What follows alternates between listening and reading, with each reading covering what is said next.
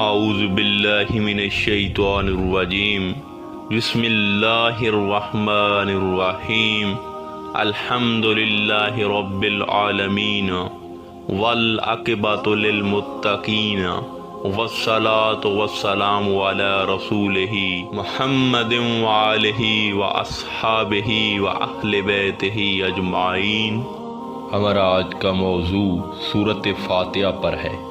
سو ہم آج کی اس ویڈیو میں سورۃ فاتحہ میں چھپے راز اور اسرار و رموز آپ سب کی خدمت میں پیش کریں گے، اور آپ کو بتائیں گے کہ سورۃ فاتحہ کیسے ایک شخص پر مخفی علوم کھولتی ہے اور کیسے ایک شخص کو محرومیوں سے نکال کر فتح اور کامیابی سے ہمکنار کرتی ہے۔ اب بلا تاخیر ہم اپنے موضوع کا آغاز کرتے ہیں۔ سامعین کرام، قرآن کریم علم کا ایک سمندر ہے اور ہر کوئی حاجت مند ہو کر اس سمندر سے سیراب ہونے کی کوشش میں مگن رہا ہے، اور یہاں ہر کوئی اپنی طلب کے مطابق سیراب ہوا ہے۔ مگر سامعین کرام یاد رہے کہ قرآن اگر ایک سمندر ہے تو قرآن کی ایک سورہ جس کا نام الفاتحہ ہے، یہ اس سمندر کی گہرائی ہے، اور یہ سورت قرآن کریم کا خلاصہ بھی ہے۔ ہمارے مفسرین، اولیاء کرام اور اہل لغت نے سورت فاتحہ کے لفظ فاتحہ کے بے حد مطالب نکالے ہیں جو اس پوری سورہ کو انٹروڈیوس کرواتے ہیں۔ سامعین کرام، فاتحہ کا ایک معنی ازالہ رنج ہے اور اتفاع علم ہے، یعنی یہ سورت فاتحہ وہ ہے جو انسان کی زندگی میں بندش اور رکاوٹ کو دور کر کے اور اس کی زندگی کی مشکلات کو رفع کرتی ہے، اور یہ سورہ فاتحہ ظاہری مرادوں کے دروازے کھولتی ہے اور باطنی رنج و علم اور غم کو دور کرتی ہے اور لوگوں کی احتیاجات کو پورا کرنے کا سبب بنتی ہے۔ دیکھیں، لفظ فاتحہ فتح سے بھی ہے، جس کا مطلب یہ ہے کہ یہ سورت برکات ارضی اور سماوا کے دروازے کھولنے والی ہے، لہذا اس اعتبار سے یہ سورت فتح اور برکات کا ذریعہ بھی ہے۔ اسی طرح فاتحہ کا تیسرا معنی فتح علوم اور ہدایت بھی ہے، کیونکہ یہ ایک حقیقت ہے کہ فاتحہ سے انشراح صدر ہوتا ہے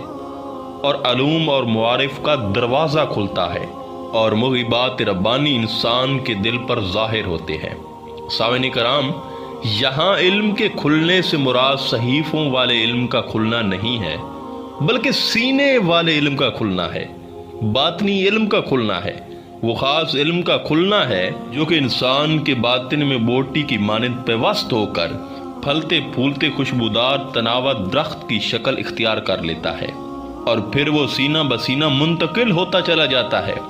اس علم کے متعلق اشارہ فرماتے ہوئے حضور سلطان العارفین حضرت سخی سلطان باہو فرماتے ہیں، الف علا چمبیدی بوٹی میرے من وچ مرشد لائی ہو۔ سامعین کرام، حضرت سخی سلطان باہو یہاں الف علا چمبیدی بوٹی میں موجود اس علم کو بیان کر رہے ہیں جس کی کنیہ اللہ رب العزت کے پاس ہے، یعنی سینے والا علم، جس کی بدولت باطن کو شعور نصیب ہوتا ہے۔ وہ ذات جس کے لیے چاہے غیب کو فتح فرما دے اور جس کے لیے چاہے علم و ہدایت کے مخفی خزانوں کا دروازہ کھول دے اور علم و معرفت کی راہ میں آنے والی تمام رکاوٹیں دور کر کے غنی علوم عطا کر کے کامیاب کر دے، کیونکہ وہ ذات غیب کی مالک ہے اور جس پر چاہتی ہے اس پر علوم غیبی کو عیاں کر دیتی ہے۔ وہ علوم جو اوروں سے مخفی ہوتے ہیں، رب کی کرم نوازی سے یہ علوم غیب بندہ مرتضیٰ کو عطا کر دیے جاتے ہیں، لہذا اس اعتبار سے فاتحہ فتح موہبات کا نام ہے۔ لہذا حقیقی کامیابی کے لیے انتہائی عاجزی اور کمال خشوع کے ساتھ ساتھ قرآنی علوم و ہدایت کا دروازہ اگر کسی سورت سے کھلتا ہے تو وہ سورت فاتحہ ہے۔ سامعین کرام، اسی طرح فاتحہ کا ایک معنی غلبہ و تسلط بھی ہے۔ یہ سورت اور اس کی آیات کسی کے غلبہ و تسلط کو ختم کرنے کا باعث بنتی ہیں۔ دیکھیں، فتح اور استفتاح کے الفاظ کامیابی اور کامرانی کے معنی کو بیان کرتے ہیں، چنانچہ فتح و کامرانی کی راہیں کھولنے والی سورت کو فاتحہ کہتے ہیں۔ یہ سورت ایسی راہیں کھولتی اور کشادہ کرتی ہے کہ انسان سیدھا منزل پر پہنچ جاتا ہے۔ سامعین کرام، اسی طرح سورت فاتحہ کو سورت الکنز بھی کہا جاتا ہے۔ کنز کے لغوی معنی خزانے کے ہیں، اور حقیقت میں یہ سورت علوم اور ہدایات اور اسرار و رموز کا خزانہ خود میں سموئے ہوئے ہے۔ جامع الترمذی میں مذکور ہے، خدا کی قسم جس کے قبضہ قدرت میں میری جان ہے، اللہ تعالیٰ نے اس سورت کی مثل تورات، انجیل، زبور اور خود قرآن کریم میں بھی نازل نہیں فرمائی۔ ایک دفعہ حضرت جبرائیل علیہ السلام آپ صلی اللہ علیہ وآلہ وسلم کی خدمت میں تشریف فرما تھے کہ دھماکے کی ایک زوردار آواز آئی۔ جبرائیل علیہ السلام نے اوپر دیکھا اور عرض کیا کہ آج آسمان کا وہ دروازہ کھلا ہے جو پہلے کبھی نہیں کھلا تھا۔ پھر ایک فرشتہ بارگاہ رسالت مآب صلی اللہ علیہ وآلہ وسلم میں حاضر ہوا اور عرض کی، یا رسول اللہ خوش ہو جائیے، آپ صلی اللہ علیہ وآلہ وسلم کو 2 نور ایسے عطا کیے گئے ہیں کہ آپ سے پہلے کسی نبی کو نہیں ملے تھے، ایک سورت فاتحہ اور دوسرا سورت البقرہ کی آخری 10 آیات۔ ان میں سے جو حرف آپ پڑھیں گے آپ وسلم کو نور میسر آئے گا۔ دیکھیں، یوں تو کلام الہی تمام تر نور ہی نور ہے، لیکن اس نور کا پیکر کمال کا درجہ سورت فاتحہ کو حاصل ہے۔ سامعین کرام، اس سورت فاتحہ میں ایک اور بہت بڑا گہرا راز اور نفس انسانی کا علاج چھپا ہوا ہے۔ دیکھیں، سب سے پہلے تو یاد رکھیں کہ انسان 3 چیزوں کی وجہ سے حق سے اور رب سے دور ہوا ہے: ہوا و ہوس، غضب اور شہوت۔ سامعین کرام، ہوا و ہوس کی زیادتی سے نفس انسانی شیطانیت کی صفت اپناتا ہے، غضب کی زیادتی سے نفس انسانی سمیت و حیوان کی صفت اپناتا ہے، اور شہوت کی زیادتی سے نفس انسانی درندہ کی صفت اپناتا ہے۔ نفسانی ہوا و ہوس کا تقاضا یہ ہے کہ انسان ہر نعمت کی طلب اور خواہش اپنے لیے کرتا ہے اور دوسروں کو کسی نعمت سے بہرہور دیکھ کر حسد کی آگ میں جلنے لگتا ہے، گویا وہ اپنی ذات کے لیے ہر کمال کا طلبگار ہوتا ہے اور دوسروں کے کمالات کو برداشت نہیں کر سکتا۔ لہذا نفسانی ہوا و ہوس انسان کے اندر حسد اور بخل دونوں رذائل کو جنم دیتی ہے، لیکن اس کا علاج سورت فاتحہ کی پہلی آیت کے ذریعے کیا گیا ہے، جس میں ارشاد ہوتا ہے، الحمدللہ رب العالمین۔ سامعین کرام، جب بندہ کثرت سے اس آیت کو پڑھتے ہوئے اپنے ورد میں لاتا ہے تو پھر وہ حسد اور بخل سے بے نیاز ہو جاتا ہے، بلکہ اس آیت سے خدا کے فیض عام کی نسبت دل میں وہ نور پیدا ہوگا کہ پھر انسان کسی کی نعمت دیکھ کر اپنے رب سے شدید محبت کرنے لگ جائے گا اور یہ کہے گا کہ تمام تعریفیں میرے رب کے لیے ہیں جس نے اپنی مخلوق کو نعمتوں سے مشرف کیا ہے۔ سامعین کرام، یہ بات حقیقت ہے کہ جب انسان اس آیت کو کثرت سے پڑھتے ہوئے اس کے مشاہدے میں آ جاتا ہے تو اس کی سوچ کا انداز ہمیشہ کے لیے یہ ہو جاتا ہے کہ جو سورت فاتحہ کی پہلی آیت میں بیان کیا جا رہا ہے اسے اس کے علاوہ اور کچھ نظر ہی نہیں آتا۔ پھر کبھی بھی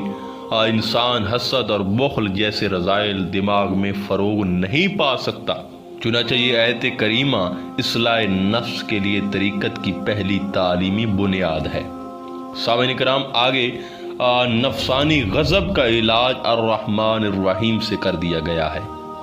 کیونکہ اس آیت سے رحمت باری تعالیٰ کا مضمون دل پر وارد ہوتا ہے۔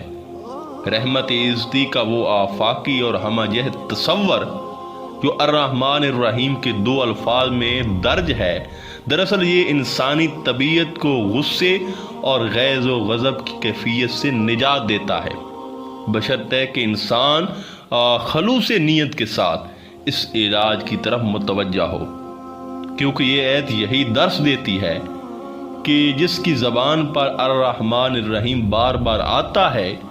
وہ غیظ و غضب سے نجات پا کر رب کریم کی رحیمی کے سایہ میں آ جاتا ہے۔ لہذا رب کی رحمت کا یہی مفہوم نفس انسانی کو غضب سے پاک کر دینے کے لیے کافی ہے۔ اس طرح نفسانی شہوت کا اثر رذائل کرنے کے لیے مالک یوم دین سے رہنمائی ملتی ہے۔ یہ الفاظ انسان کو شہوت سے ہٹا کر یوم حساب اور آخرت کے حساب کی یاد دلاتے ہیں، اور جب شہوت کا خیال آئے تو سامنے قبر آ جاتی ہے، اور اس آیت میں وہ قوت ہے، وہ طاقت ہے کہ جو خلوص نیت سے اسے ورد زبان بنا لے اس پر کبھی شہوت غالب نہیں آ سکتی۔ سامعین کرام، یہ وہ صورت ہے جس کے ہر لفظ میں ہزاروں راز اور ہزاروں انسان کے روحانی اور جسمانی علاج چھپے ہیں۔ دیکھیے سورۃ فاتحہ میں ایک لفظ اہدنا ہے۔ سامعین محترم، سورۃ فاتحہ کو پڑھتے پڑھتے انسان جب لفظ اہدنا پر پہنچتا ہے تو اہدنا کی پکار کے ذریعے انسان بارگاہ عزتی سے شعور اور ہدایت طلب کرتا ہے۔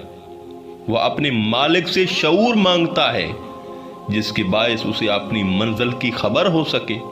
گویا وہ زبان سے اس امر کا اعتراف کر رہا ہے، میں اپنی منزل حیات سے بے خبر ہوں، مجھے اپنے مقصد تخلیق کا کوئی علم نہیں، میں نہیں جانتا کہ تو کیا چاہتا ہے، لہذا مجھے وہ ہدایت اور معرفت عطا کر دے جس سے میں اپنی زندگی کے نصب امین کو جان سکوں، مجھے اپنی منزل حیات کا شعور اور اس کا تعین ہو سکے، مجھے اپنی تخلیق اور مقصد زی سے آگاہی مل سکے۔ سامعین کرام، صدق دل سے نکلنے والی اس پکار پر ہدایت حق متوجہ ہوتی ہے اور انسان کو شعور مقصد عطا کر دیتی ہے۔ اس کے بعد ایک اور نئی طلب جنم لیتی ہے اور وہ ہے راستے کے تعین کی ضرورت۔ اس طرح اس صورت میں اہدنا کے بعد اس صراط کی پکار کے ذریعے انسان بارگاہ عزتی سے راستے کے تعین کی ہدایت طلب کرتا ہے۔ اب وہ خالق اور مالک سے اپنی رہنمائی مانگتا ہے جس کے باعث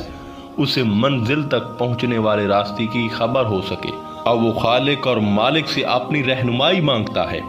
جس کے باعث اسے منزل تک پہنچنے والے راستے کی خبر ہو سکے۔ گویا وہ رب سے یہ التجا کر رہا ہے کہ اے راستہ دکھانے والے، مجھے معلوم نہیں کون سا راستہ اس منزل کو پانے کے لیے صحیح ہے اور کون سا غلط، مجھے اپنی رحمت سے سیدھی راہ کی ہدایت عطا کر دے، میرے لیے اس راہ کو متعین کر دے کہ جس پر میں چل کر اپنی منزل حیات کو پا سکوں۔ یقین جانیے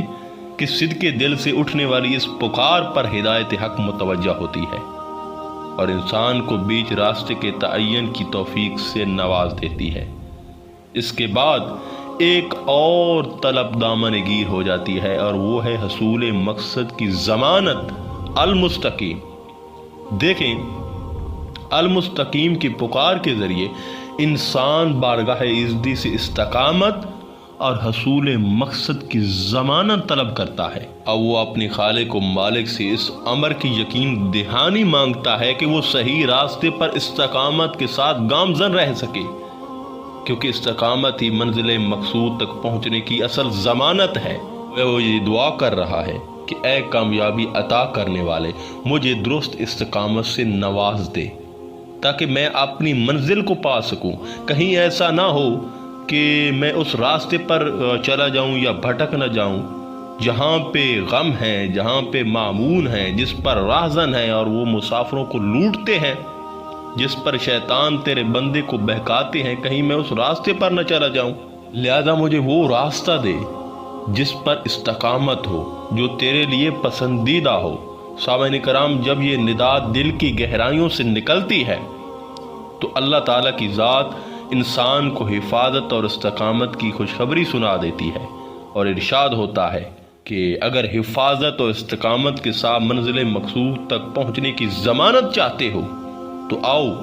میرے انعام یافتہ بندوں کے نام سفر بن جاؤ، ان کی معیت اور رفاقت اختیار کر لو،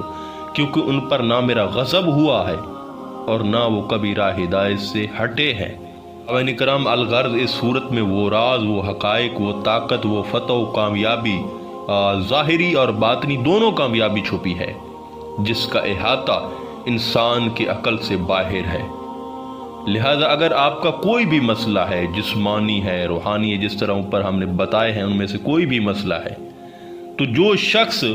اس صورت کو کثرت سے چلتے پھرتے اٹھتے بیٹھتے توجہ اور دھیان سے پڑھتا ہے تو وہ انشاءاللہ تعالی کبھی ہدایت، انعامات اور فتح سے محروم نہیں ہوتا اور اس کا کوئی مسئلہ باقی نہیں رہتا اور اس پر وہ علوم کھلتے ہیں کہ جن کا تعلق باطن سے ہے۔ لہذا ہمیں چاہیے کہ اگر ہم کوئی بھی چیز پئیں یا کھائیں تو ساتھ اس پر بھی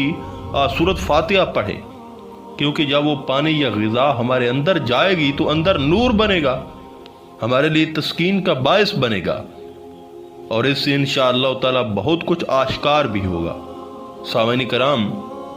تعداد کی حد مقرر نہیں، جتنا آسان لگے پڑھ سکتے ہیں، لیکن توجہ اور یقین شرط ہے۔ آخر میں دعا ہے کہ اللہ تعالی ہمیں سورۃ فاتحہ پڑھنے اور اس سے برکتیں، رحمتیں اور کامیابی سمیٹنے کی توفیق عطا فرمائے۔ انشاءاللہ تعالی ملتے ہیں ایک نئے موضوع میں، تب تک اللہ نگہبان۔